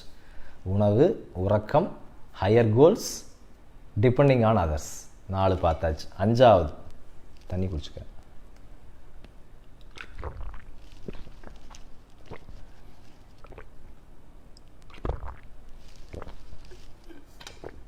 அஞ்சாவது கொஞ்சம் இது புரிந்து கொள்வதற்கு கொஞ்சம் அலசனா தான் இது புரியும். என்னன்னா, யார் ஸ்ட்ரெஸ்க்குள்ளே விழுவான்னா அகங்காரம் மிக்க மனிதர்கள் ஸ்ட்ரெஸ்ஸுக்குள்ளே விழுவாங்க. அது என்ன அகங்காரம்? நிறையா பேர் அகங்காரத்தை எப்படி தவறாக புரிஞ்சுருக்கோன்னா ஆணவத்தோடு தவறாக புரிஞ்சுக்கிறோம். நான் தான் பெருசு, நான் தான் கெத்து, இப்படியெல்லாம் நினச்சா அது அகங்காரம்னு நினைக்கிறோம். இல்லை, தன்னை உயர்வாக நினைத்து கொள்ளுதல் சுப்பீரியாரிட்டி, ஆணவம். ஆனால் நானுன்னு எங்கெல்லாம் கிளைம் பண்ணுறோமோ அந்த இடம் அகங்காரத்தை குறிக்குது. அந்த அகங்காரமான மனிதர்கள் மன அழுத்தத்திற்குள்ளே விழுவாங்க. இது கொஞ்சம் அலசி புரிஞ்சுக்க வேண்டிய ஒரு புள்ளி. நிறைய பிரெயின் ஒர்க்கு தேவைப்படும். ஆனால் இதை கண்டுபிடிச்சிடலாம். எப்படி கண்டுபிடிச்சிடலான்னா, நான் ஒரு ஒப்பீனியன் வச்சுருப்பேன். உதாரணத்துக்கு எனக்கு வந்து இளையராஜா தான் பிடிக்கும் அப்படின்னு வச்சுருப்பேன். எனக்கு இளையராஜா பிடிக்கும். பக்கத்தில் இருக்கிற ஒருத்தர் அனிருத் பாட்டு போடுவார். உடனே ஸ்ட்ரெஸ் ஆகும் எனக்கு. அவருக்கு அனிருத் பாட்டை கேட்கறதுக்கு முழு சுதந்திரம் இருக்கே, உரிமை இருக்கே. நான் எப்படி ஸ்ட்ரெஸ் ஆகிறது? எனக்கு இசை பிடிக்கலன்னா நான் வெளியே போகிறதுக்கு வாய்ப்பு இருந்தால் நான் வெளியே போகலாம். வெளியே போக வாய்ப்பு இல்லை, ஃபைட் பண்ண முடியாது, ஃப்ளைட் ஏற முடியாது, அனிருத் பாட்டை கேட்டாகணும். என்ன பண்ணலாம்? இப்போ இது நல்லா இல்லை, இதுதான் நல்ல இசை, இது மோசமான இசை அப்படின்னு உள்ளிருந்து ஒரு அடையாளம், தொடர்ந்து ஒரு ஒப்பீனியனை, ஒரு ஜட்ஜ்மெண்ட்டை, ஒரு ஐடியாவை ப்ரொப்போஸ் பண்ணிகிட்டே இருக்கும் பொழுது அதுக்கேற்ற மாதிரி சூழ்நிலை இல்லைங்கும்போது நான் உள்ளுக்குள்ளே ஒரு பதட்டத்துக்குள்ளேயும் சங்கடத்துக்குள்ளேயும் போவேன். அந்த இடம் ஸ்ட்ரெஸ். அப்போ அந்த ஸ்ட்ரெஸ்ஸை உருவாக்குறது யார்? நான் எனக்கென்று வைத்திருக்கக்கூடிய ஒரு ப்ரெஃபரன்ஸ். இதெல்லாம் அந்த அகங்கார வட்டத்துக்குள்ளே வரும். அதற்காக நாம் இந்த இசை நல்லது, அந்த இசை மோசம், இந்த பிரிவினைக்குள்ளே நாம் அப்புறம் போய்க்கலாம். அது வந்து இசையை வந்து நாம் ஆராயும் பொழுது நாம் அதை எடை போட்டு பார்க்கலாம், அது வேற. ஆனால் எனக்கு பிடிக்காதே ஒருவர் செய்கிறார், நான் நினைப்பது போல அவர் இயங்கவில்லை அப்படின்னு வரும்பொழுது அந்த எனக்கு அப்படின்னு நான் சொல்கிறது எது? நான் அப்படின்னு நான் உணர்றது எது? அகங்காரம் தான். இந்த அகங்காரத்துக்கு யார் திருப்தி கொடுக்கலையோ அவர்கள் ஸ்ட்ரெஸ்ஸு ஆவாங்க. அப்போது அகங்காரம் இருக்கிற மனிதர்கள், தன்னை முன்னிலைப்படுத்தும் மனிதர்கள் எங்கே போனாலும் ஸ்ட்ரெஸ் வர்றதுக்கு வாய்ப்பு இருக்குது. நான் வீட்டுக்கு போகிறேன், ஒருத்தர் என்ன வா அப்படின்னு கூப்பிடலை, உடனே நான் என்ன நினைப்பேன்? எனக்கு மரியாதையே கொடுக்கல, வீட்டுக்கு போனால் ஒருத்தங்களை வான்னு கூப்பிடணும்ல அப்படின்னு எனக்குள்ளே இருக்கும். எனக்குள்ளே அப்படி தான் பதிய வைக்கப்பட்டிருக்கு. அவங்க வான்னு கூப்பிடலன்னா பரவாயில்ல, சோ வாட், அதனால் என்ன? மரியாதை எதிர்பார்ப்பதும் இப்படி தான் ஒருத்தர் பிஹேவ் பண்ணணும்னு நான் ஒரு வரையறை வைத்துக்கொண்டு ஒரு மனிதரை பார்ப்பதும் என் தவறு தானே. நான் பாட்டுக்கு சாதாரணமாக போயிட்டு சொல்ல வேண்டியது சொல்லிட்டு பேச வேண்டியது பேசிட்டு வந்துடலாமே. அப்போ அந்த வந்து அதிகமாக ஆக ஆக அதுக்குன்னு நிறையா கண்டிஷன்ஸ் இருக்கும். இஃப், நாட்டு, வயலு, வேர் எல்லாம் உட்காந்துருக்கும். அதில் எது கிளிக் ஆகலைன்னாலும் இது எப்படி இப்படி பண்ணலாம் அப்படின்னு நமக்கு வந்துடும். அந்த இடத்துலையும் மன அழுத்தம் ஒருவருக்கு உண்டாகும். இது முக்கிய புள்ளிங்க. இந்த 5 புள்ளி தான் மன அழுத்தம் சார்ந்து நான் பேச நினச்சது. இந்த காரணங்களில் ஒருத்தருக்கு மன அழுத்தம் வருகிறது. இந்த காரணங்களில் ஒருத்தர் மன அழுத்தத்திலிருந்து தப்பிச்சிடலாம். இதுதான் இன்னைக்கு பேச வந்ததின் தலைப்பு. அது உடலில் எப்படி தாக்கத்தை ஏற்படுத்துது, ஆற்றலில் எப்படி தாக்கத்தை ஏற்படுத்துது, என்னுடைய மனசில் எப்படி அதை இம்பேக்ட் பண்ணுது, இது 3ஐயும் பார்த்தோம். அதற்குண்டான எளிய அடிப்படை பயிற்சிகளை பார்த்தோம். இதை தவிர்த்து நிறைய பயிற்சிகள் இருக்குது. எதுவுமே சரி செய்ய முடியாதது அப்படின்லாம் இல்லை. அந்த மனிதருடைய விருப்பத்தை பொறுத்து, அந்த மனிதருடைய புரிந்து கொள்ளும் தன்மையை பொறுத்து, அவர் கொடுக்குற ஆர்வம், ஈடுபாடை பொறுத்து எல்லாமே கண்டிப்பாக சிறப்பாக மாற்றி அமைத்து விட முடியும். காருண்யா கேட்டுங்க, அகங்காரம், அடையாளம், வித்தியாசம் என்ன? எது அவசியமில்லை? ரெண்டுமே அவசியம் இல்லையா? ஓகே, அடையாளம், அகங்காரம் எல்லாம் ஒன்று தாங்கம்மா. நாம் எப்படி நம்மை அடையாளப்படுத்தி கொள்கிறோமோ அது நம்முடைய அகங்காரத்தின் ஒரு பகுதியாக உட்கார்ந்துரும். நீங்கள் எங்கேயுமே அடையாளப்படுத்தல, வீட்டில் சும்மா உட்காந்துருக்கிறீங்க, அகங்காரம் இல்லைன்னு அர்த்தமா? இல்லை, இருக்கும். நான் பொண்ணுன்னு நீங்கள் ஒரு அடையாளம் எடுத்திருக்கீங்க, அது ஒரு அகங்காரம் தான். அகங்காரத்தினுடைய ஒரு பகுதி தான் அது. அதனால் அதெல்லாம் இருக்க தான் செய்யும். ஆனால் ரெண்டுமே அவசியம் இல்லையான்னு கேட்குறாங்க. அவசியம். அகங்காரமும் அடையாளமும் அவசியம் இல்லைன்னு நான் சொல்ல மாட்டேன். அதை விட்டுட்டு வாழுங்கன்னு நான் சொல்ல மாட்டேன். வெளியே போகிறீங்க, உங்கள் அடையாளத்தை தான் நீங்கள் சொல்லி ஆகணும். எனக்கு இந்த கலரில் ஒரு துணியை கொடுங்க அப்படின்னு நீங்கள் கேட்க வேண்டியிருக்கும். அடையாளம் இல்லாமலோ அகங்காரம் இல்லாமலோ வாழ முடியாது, ஞானிகளாலேயே முடியாது. ஆனால் அகங்காரத்தை விடவும் அடையாளத்தை விடவும் அவருடைய விழிப்புணர்வு ரொம்ப பெருசாக இருக்கும். நான் ரொம்ப எல்லாருக்கும் அடிக்கடி நான் இந்த எடுத்துக்காட்டு சொல்லியிருப்பேன். உங்ககிட்ட 1/2 சென்ட் நிலம் இருக்குது, 1/4 சென்ட்டு புதராக இருக்குது, முள்ளாக இருக்குது. அந்த முள்ளும் புதரும் அகங்காரம். உங்களுக்கு 1/2 சென்ட் நிலம் தான் இருக்குது. 1/2 சென்ட் நிலத்தில் 1/4 சென்ட்டு முள்ளும் புதரும் இருந்துச்சுன்னா நம்ம என்ன பண்ணுவோம்? என்ன முள்ளுக்காடாக இருக்குது, நம்ம இடமே முள்ளுக்காடாக இருக்குது அப்படி தான் நினைப்போம். இதுவே அதே 1/4 சென்ட்டு அதே முள்ளும் புதரும் தான். ஆனால் என்னுடைய நிலம் நான் 1 ஏக்கர் வாங்கிட்டேன், 100 சென்ட்டு. 100 சென்ட்டில் எங்கேயோ ஒரு ஓரத்தில் முள்ளும் புதனும் இருந்தால் இட் இஸ் நெகோஷியபிள், கண்டுக்கவே தேவையில்லை. அது இருந்தால் என்ன, இல்லை என்ன. அப்படி ஞானிகளுக்கு அந்த விழிப்புணர்வு பெருசாகிடும். அவங்க விழிப்புணர்வில் இருந்து தான் இயங்குவாங்க. நீங்கள் முள்ளுலையா இயங்குறீங்க? இல்லை. எங்கே இயங்குறீங்க? விழிப்புணர்வில் இயங்குறீங்க. அப்போ முள் இருந்தால் என்ன, இல்லைன்னா என்னன்னு ஆயிரும். அதை வச்சு வேலி போட்டுக்கலாம், அவ்வளோதான். அப்போ விழிப்புணர்வு நீங்கள் பெரிது பண்ண அகங்காரம் அப்படியே கீழே உட்காந்துரும். எங்கே வேணுமோ அதை எடுத்து பயன்படுத்திட்டு திருப்பி கீழே வச்சுட்டு நீங்கள் வேறு வேலை பார்த்துட்டு இருப்பீங்க, எந்த சங்கடமும் வராது. ஆனால் என்னுடைய விழிப்புணர்வு கம்மியாக இருந்தால் இந்த 1/4 சென்ட்டில் இருக்கிற அந்த முள்ளும் புதரும் தான் என்னுடைய அடையாளமாகவே மாறிடும். அப்போ எல்லா இடத்துலையும் நான் இப்படி வளைஞ்சு குத்துன்னு கஷ்டப்பட்டுக்கிட்டே இருக்கிற மாதிரி தான் இருக்கும். அதனால் விழிப்புணர்வு அதிகப்படுத்துங்க, மாற்றங்கள் கிடச்சிரும். Chithran, how to get it off leg shaking habit? ஐயா, again just be conscious and you will know. ஏன் இந்த கால் தன்னை அறியாமல் ஆடுகிறதுன்னு ஆடும்போது கையும் கழுத்துமாக பிடிச்சி அதை பார்த்துடணும். ஏன் இப்போ எது ஆட்ட வச்சது, என்ன தேவை இப்போ ஆட்டுறதுக்கு அப்படின்னு ஜஸ்ட் ஸ்ப்ரே த கான்ஷியஸ் தேர். அந்த விழிப்புணர்வை அதன் மேலே தூவுங்க, அடுத்த தடவை உங்களுக்கு தெரிஞ்சிடும். இஸ் இட் பிகாஸ் ஆஃப் ஸ்ட்ரெஸ்ன்னு சொல்கிறாங்க. எஸ், நர்வஸ்னஸும் ஒரு காரணமாக இருக்குது. அப்புறம் ஒரு மாதிரி கண்டுகொள்ளாத விட்டேத்தியான மனமைப்பு சொல்லுவாங்க, அவங்களும் அப்படியே ஒரு மாதிரி தெனாவிட்டால் காலாட்டிகிட்டு இருப்பாங்க, அதுவும் இருக்குது. ஸோ ரெண்டுமே இருக்குது. விழிப்புணர்வில் இருக்கிறவன் 2 பக்கமும் போக மாட்டான். He will be there. அவனுடைய உடல் ரொம்ப அலைண்டாக கம்போஸ்டாக இருக்கும், தேவையற்ற அசைவுகள் அதெல்லாம் இருக்காது. தன்னுடைய விழிப்புணர்வில் இருந்து விலகிய அசைவுகள் இருக்காது.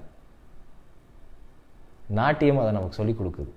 ஒவ்வொரு துளி அசைவும் விழிப்புணர்வினுடைய மையத்திலிருந்து வெளியே வரும். நல்லது. அடுத்து ரொம்ப சின்ன டாபிக், நிறைய பேர் போன முறை கேட்டிருந்தாங்க. இப்போது என்னுடைய மன அழுத்தத்திலேருந்து நான் வெளியே வர்றதுக்கு உடற்பயிற்சி சொல்லியிருக்கிறீங்க, சுவாச பயிற்சி சொல்லியிருக்கிறீங்க, யோகாசனம் இருக்குது, இன்னும் என்னென்னமோலாம் சொல்லியிருக்கிறோம். இதெல்லாம் நல்லதுன்னு எனக்கு தெரியுது, ஆனால் நான் தள்ளி போட்டுக்கிட்டே இருக்கேன். என்னால் முடிவெடுத்த உடனேயே நான் உடனே செய்கிறதுக்கான ஆளாக நான் இல்லை, அவர் பார்த்துக்கலாம் அப்படின்னு நினைக்கிறேன். அது இது மட்டும் கிடையாது. பொதுவாக தொழில் சார்ந்தோ இல்லை எந்த ஒரு இயக்கம் சார்ந்தோ நான் தள்ளி போட்டுக்கிட்டே இருக்கேன், அப்புறம் பார்த்துக்கலான்னு நினைக்கிறேன். இதற்கு என்ன செய்யறது?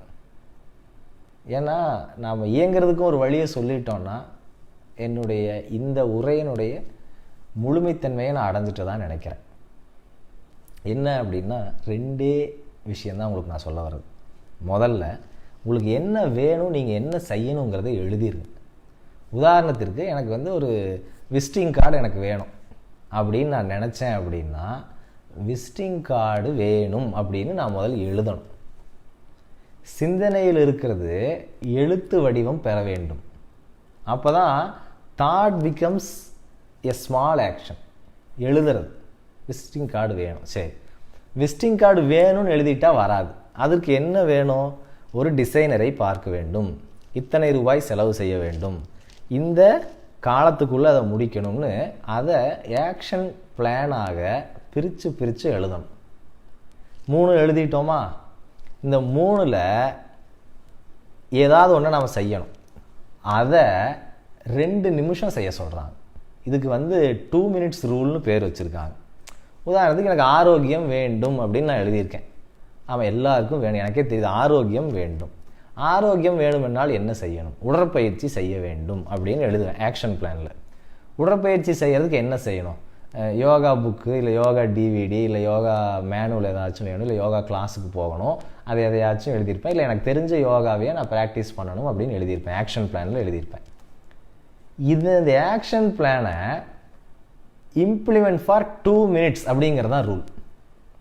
இது நீங்கள் பியானோ கற்றுக்கிறதுக்கு போடலாம். எனக்கு பியானோ வாசிக்கணும், வீட்டில் பியானோ கிடக்கு சும்மா இருக்குது, நான் நல்லா கற்றுக்கணும் நல்லா வாசிக்கணும்னு நினைக்கிறேன், ஆனால் தள்ளி போட்டுக்கிட்டே இருக்கேன். மாதம் கணக்கில் வருஷ கணக்கில் ஓடிடுச்சு. என்ன பண்ணலாம்? ஆக்ஷன் பிளான் படி நான் பியானோ ஒரு நோட்ஸ் ஒரு போர்ஷன் சொல்லுவோம் இல்லைங்களா, ஒரு லெசன், அந்த லெசனை நான் ப்ளே பண்ணி பார்க்கணும். எவ்வளோ நேரம்? 1 மணி நேரம் ப்ளே பண்ணணும் நார்மலாக. ஆனால் நான் 2 மினிட்ஸ் வாசித்தா போதும். 2 மினிட்ஸ் ரூல்னே இதுக்கு பேருங்க. நீங்கள் எதை செய்ய நினைக்கிறீங்களோ, செய்ய முடியாமல் தள்ளி போட்டிருக்கிறீங்களோ, அதை 2 நிமிஷம் செய்கிறது. 2 நிமிஷம் செஞ்சோடனே மொமெண்டம் கிடச்சிரும். அதுக்கப்புறம் நீங்கள் செய்ய ஆரம்பிச்சிருவீங்க. உங்களுக்கு எவ்வளோ வேணுமோ அவ்வளோ செய்ய ஆரம்பிச்சிருவீங்க. இவ்வளவு தான் பேசிக் ஐடியா. ஸோ தள்ளி போடுதலேருந்து வெளிவருவதற்கு first step you have to write. என்ன வேணும்னு எழுதணும். அதை எப்படி செஞ்சால் என்னெல்லாம் செஞ்சால் அது கிடைக்கும்னு ஆக்ஷன் பிளான் எழுதணும். எழுதிட்டு அந்த ஆக்ஷன் பிளானை 2 மினிட்ஸ் இம்ப்ளிமெண்ட் பண்ணணும். அவ்வளோதான். அது மொமெண்டம் கிடச்சிரும். கிடச்சோன்னே நீங்கள் அக்கம்ப்ளிஷ் பண்ணிடுவீங்க. ஏன்னா நாம் என்ன சொல்கிறோம், ஒரு 1000 மைல் பயணம் துவங்குவது முதல் அடியில் தான் அப்படின்னு சொல்கிறோம். அந்த முதல் அடி எடுத்து வைக்கிறதுக்கு எவ்வளோ நேரம் ஆகுது? 1 நிமிஷம் ஆகுது. அதை 2 நிமிஷம் ரூல்னு இவங்க சொல்கிறாங்க.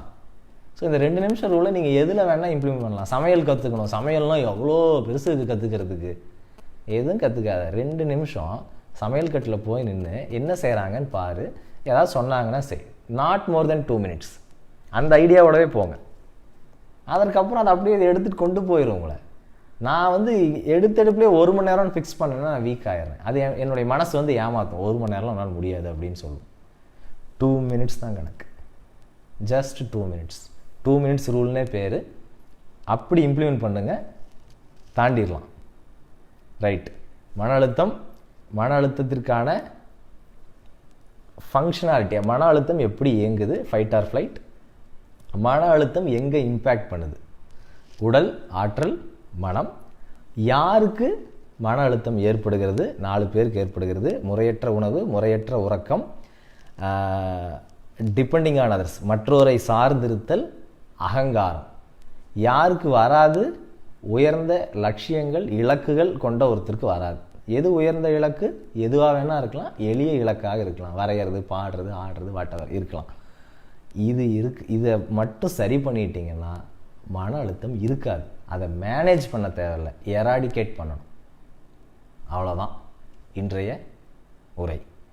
கடைசியாக சொன்னது தள்ளி போடுதலை தவிர்க்கிறதுக்கு. இதெல்லாம் செய்ய நினைக்கிறேன், பட் தள்ளி போட்டுக்கிட்டே இருக்கேன், என்ன ஏதோ ஒரு சோம்பேறித்தனம் இருக்குது. Do it for 2 minutes. Before that write things after breaking it. சின்ன சின்னதாக உடச்சி எழுதி வச்சிடணும். இவரை பார்த்து பேச வேண்டும், இதை செய்ய வேண்டும். அதில் ஏதாச்சும் ஒன்று 2 மினிட்ஸ் செய்யுங்க, அவ்வளோதான். செஞ்சால் கண்டிப்பாக மன அழுத்தம் வராது, புதிய பழக்கங்களை கற்றுக்குவோம், ஆரோக்கியம் மேம்படும், நம்மளை சுற்றி இருக்கிறவங்களோட நம்ம நல்லா இருக்க முடியும். எளிமையான வழி. அடுத்து பிரார்த்தனா கேட்டிருக்காங்க.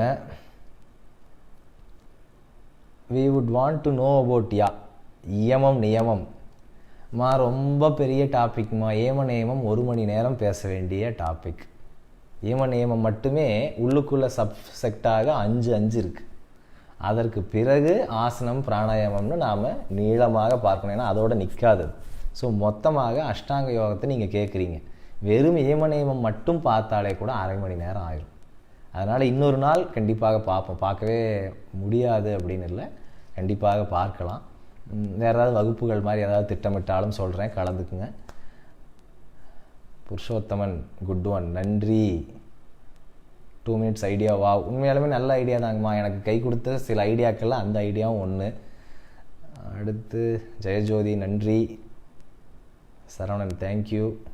சித்திரன் நன்றி ஐயா, இன்றைய பதிவில் மிக அருமை, நன்றி ஐயா. வணக்கம். ஏதாச்சும் கேள்வியில் இருந்தால் ஒரு 2 நிமிஷம் நான் வெயிட் பண்ணுறேன், நீங்கள் கேட்கலாம். இல்லை என்றால் உரையை முடித்துக்கொள்கிறேன்.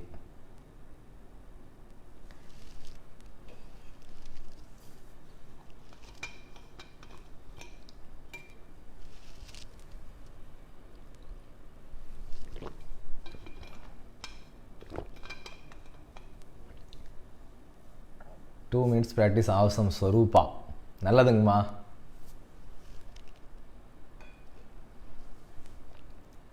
பிரார்த்தனா நன்றி.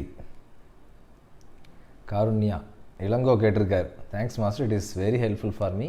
What ever I thought it is delivered today. Oh, happy.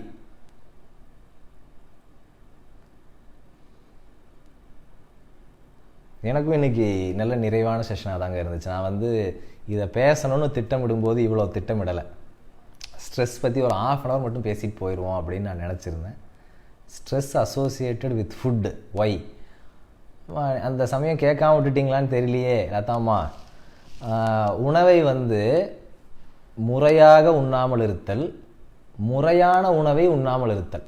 அதாவது எது நல்ல உணவோ அதை சாப்பிடாமல் இருக்கிறது, எது நல்ல உணவுன்னாலும் அதை சரியாக சாப்பிடாமல் இருக்கிறது, அப்புறம் தப்பான உணவை சாப்பிட ஆரம்பிக்கிறது. இது எல்லாமே ஸ்ட்ரெஸ்ஸை உண்டு பண்ணும். எப்படின்னா, டைஜஷனுக்கே தேவையில்லாத போர்ஷன் எல்லாத்தையும் வெளியே தள்ளுறதுக்கே, சாப்பாட்டில் இருக்கிற டாக்ஸின்ஸ் எல்லாத்தையும் தள்ளுறதுக்கே, எல்லாத்துக்கும் என்னுடைய எனர்ஜி செலவாயிட்டே இருந்துச்சுன்னா என்னுடைய காக்னிட்டிவ் எபிலிட்டிஸுக்கு எனர்ஜி போகாது.